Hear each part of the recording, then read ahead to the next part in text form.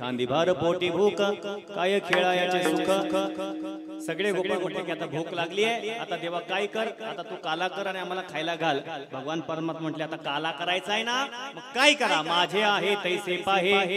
नाही तरी घरात आहे जशी माझी शिदोरी आहे तशी आपापल्या घरी जा आणि आपापल्या घरी जाऊन आपण प्रत्येक जण काय करा आपापल्या शिदोऱ्या घेऊन या आपापल्या शिदोऱ्या घेऊन या त्या सगळ्या एकत्र करू आणि त्याचा आपण काला करू प्रत्येक गोपाळ घरी गेलाय प्रत्येकाने आपापल्या घरून शिदोरी आणलेली आहे ऐका 5 मिनिटं बसा शांत बसा विठाला विठाला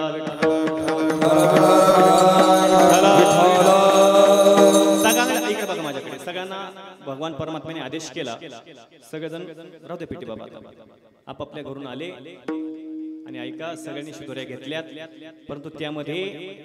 पेंद्या मात्र असा होता की पेंद्याचे आई वडील लहानपणीच गेलेले होते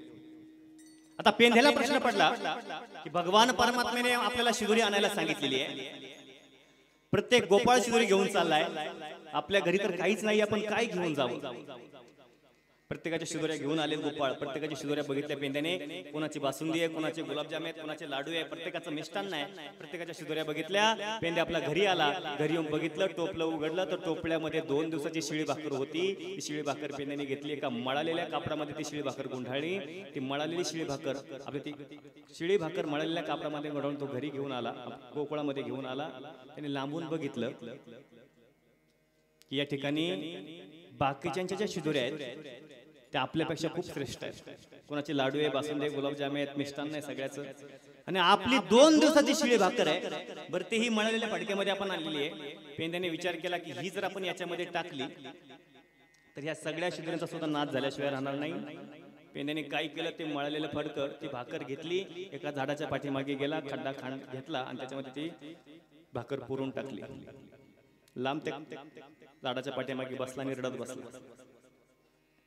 हे सगळं दृश्य देवाने बघितलं आणि देवाने आवाज दिला अरे पेंद्या अरे सगळ्यांच्या शिदोऱ्या आल्या तुझी शिदोरी कुठे आहे तू टाकली का पेंद्या म्हटलं हो देवा मी टाकली ना त्याच्यामध्ये मगाचीच टाकली हे वाक्य पेंद्याने वापरलं पाठीमागे रडतोय देवाला कळालं की पेंद्या का रडतोय देव उठले बाकीच्यांना म्हटले अरे तुम्ही या सगळ्या शिदोऱ्या एकत्र करा मी आता पेंद्याकडून जाऊन आलो पेंद्याकडे येतायत पाठीमागे येतात आणि देव पेंद्याच्या खांद्यावर हात ठेवतायत देव आपल्याकडे आलेला पेंद्याने बघितलं आणि पेंद्याला कळालं की अरे देवाला कळालंय की आपण या ठिकाणी ही शिळी भाकर पुरून टाकली पेंद्याच्या डोळ्यातून पाणी वाहतंय पेंद्या थरथर कापायला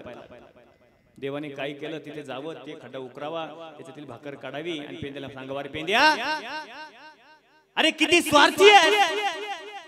तू हे घेऊन आलाय आणि म्हटलं शिदोरी टाकली आहे पेंद्या म्हटलं देवा अरे 2 दिवसाची शिळी भाकर आहे मळलेलं फडक आहे आणि याच्यामध्ये मी टाकू शकत नाही जर तुमच्या शिदोरीमध्ये टाकली तर बाकीच्यांच्या शिदोऱ्या सुद्धा नाचल्याशिवाय राहणार नाही म्हणून देवा मी टाकत नाही रे देवाने काय केलं ती शिळी भाकर घेतली गोपाळांच्या पशी देव आला त्या भाकरीचा एक एक तुकडा मोडला म्हणले गोपाळांनो ऐका अरे गोपाळांनो हा पेंद्या खूप स्वार्थी आहे अरे अमृतालाही लागले अशी चव याच्या भाकरीमध्ये अमृताच्या ही चवेला फिकी पाडेल अशी चव याच्या शिळे भाकरीमध्ये आणि हा पेंद्या एकटाच खातोय आपल्याला देणार नव्हता हा स्वार्थी आहे देवाने काय केलं एक एक तुकडा मोडला प्रत्येक गोपाळाच्या हातामध्ये तो तुकडा दिला आणि महाप्रसाद म्हणून तो एक एक तुकडा प्रत्येक गोपाळाला खायला लावला आता मात्र पेंद्या रडायला लागला धडधसा रडतोय लोटांगण देवाच्या पायावर घातलं आणि म्हणतोय देवा अरे तू किती उदार आहे तुझं अंतकरण किती विशाल आहे माझी 2 दिवसाची शिळी भाकर होती खरं तर दुसऱ्या अन्नाचा त्याने नाश केला असता एवढी दूषित असताना सुद्धा देवा तू मात्र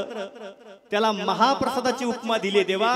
तुझ्यासारखा कृपाळू कोणीच नाही देव म्हणते पेंद्या अरे तुझ्या शिळ्या भाकरीचं मला काही घेणं नाही रे तुमचे गुलाबजाम आहेत का बासुंदी याच्याशी मला काही घेणं नाहीये तुमच्या अंतकरणामध्ये माझ्याविषयी किती प्रेम आहे ते माझ्यासाठी महत्वाचं आहे कारण मी त्याचाच भूकेला आहे थोडं प्रेमाचा भुकेला हाची दुष्काळ तयाया हाची दुष्काळ तयाया हो हाची दुष्काळ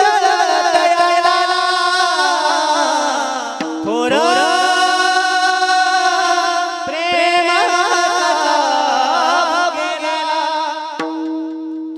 प्रेमाचा भुकेला हाची दुष्काळ तयाला असा भगवान परमात्मा आहे. सगळ्यांच्या शिदोऱ्या एकत्र केल्या आणि ऐका तो सगळा काला भगवान परमात्म्याने गोपाळला दिला. देत असताना सूत्रदेवाने सांगितलं एकमेका देवमुखी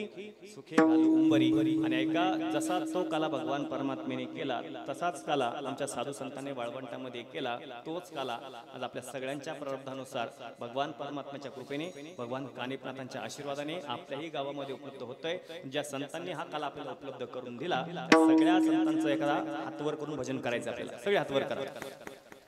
करा हात राहू दे तशी आलो चहा पिऊ भजन करा. ज्ञानदेव तुकाराम ज्ञानदेव तुकाराम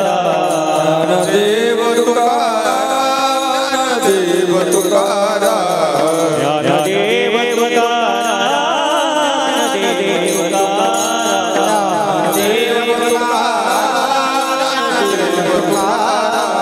ज्ञानदेव